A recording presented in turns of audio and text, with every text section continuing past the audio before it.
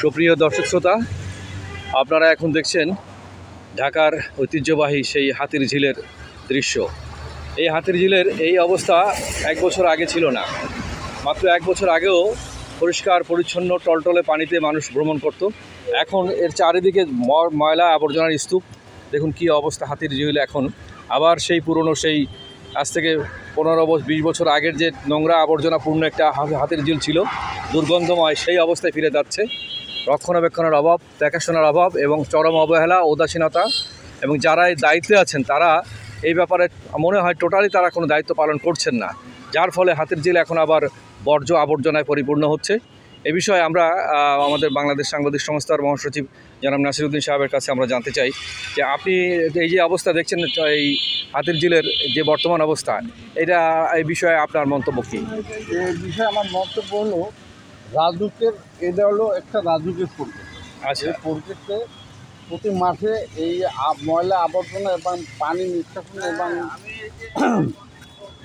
পানি ওয়াটার ট্রিটমেন্টের একটা ব্যবস্থা আছে। আচ্ছা, সেখানে দেখা যায় যে এই পানিতে যে ময়লা এবং এই যে আশেপাশের যে বাড়িঘর আছে, এই বাড়িঘরগুলো হলো যে এই গঞ্জে এরা থাকতে পারে না। আর আপনি যে দেখছেন এই যে ময়লা আবর্জনার যে স্তূপগুলো দেখা যাচ্ছে চারিদিক থেকে ফেলছে, এখানে মনে হচ্ছে যে ময়লার ভাগাড়ে পরিণত করছে চারিদিক থেকে, একেবারে চারিদিক থেকে ময়লা ফেলার হিড়িক পড়ে গেছে। অথচ এটা দেখার জন্য, রক্ষণাবেক্ষণ করার জন্য ইতিপূর্বে ব্যবস্থা ছিল, এখন তো সেটা নেই।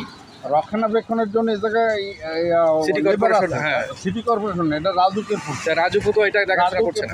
মাঠে এখানে ওই এই যে ময়লা আবর্জনা, তারপরে এই সমস্ত ব্যাপারে শ্রমিক আছে, এদেরকে প্রতি মাঠে এদেরকে বেতন দেয়। এরা এখনো বেতন নেয়, এরা কোনো কাজ করে না।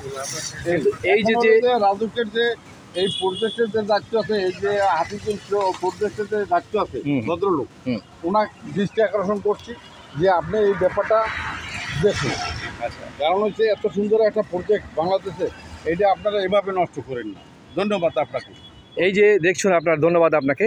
এই যে দেখুন যে এই অবস্থা আজকে বাংলাদেশের, এই যে একটা ঐতিহ্যবাহী যে প্রতিষ্ঠান, এটা হাতির ঝিলের, এখানে প্রতিদিন মানুষ এখানে চলাচল করে। এখানে আপনার লাইফ বোট আছে, এখানে চলাচলের জন্য সুন্দর একটা ব্যবস্থা আছে, কিন্তু সেইটিকে এইভাবে নোংরা আবর্জনায় যদি পরিপূর্ণ হতে থাকে, তাহলে দুদিন পর এটা চলাচলের অনুপযুক্ত হয়ে যাবে। এবং এর জন্য যারা দায়ী তাদের বিরুদ্ধে ব্যবস্থা গ্রহণ করা জরুরি, বিশেষ করে যারা এটা রক্ষণাবেক্ষণের দায়িত্বে আছেন। এবং এর চারিদিকে যদি উঁচু করে বেড়ার মতো দেওয়া যায়, যাতে ময়লা আবর্জনাকে ওইদিকে ভেতরে নিক্ষেপ করতে না পারে, সেটার ব্যাপারে দৃষ্টি আকর্ষণ করছি, যাতে চারিদিক থেকে আপনার নেটের ব্যবস্থা করে দিতে হবে এমনভাবে যাতে এখান থেকে ময়লা এদিকে কেউ ফেলতে না পারে।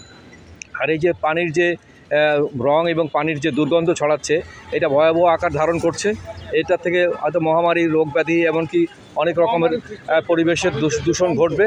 হ্যাঁ, তাতে আমরা মনে করি যে অনতিবিলম্বে এ বিষয়ে সরকারের যে সংশ্লিষ্ট কর্তৃপক্ষরা আছেন তারা সমন্বয় করে একটা কার্যকর ব্যবস্থা গ্রহণ করবেন, এটা আমাদের প্রত্যাশা, জনগণের প্রত্যাশা। আমরা আশা করি এই প্রত্যাশা পূরণে